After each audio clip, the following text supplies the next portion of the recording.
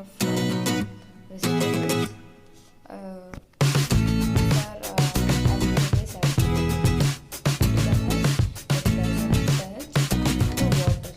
Okay, I bought actually maybe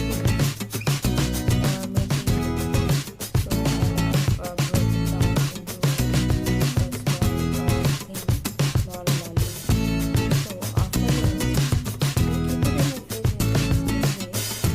Actually, it is going to spoil. So what I'm going to do is I'm going to keep it in sun for 1 day. Okay, let us go on check. So I've kept it in the sun. So tomorrow let's see how it will look like.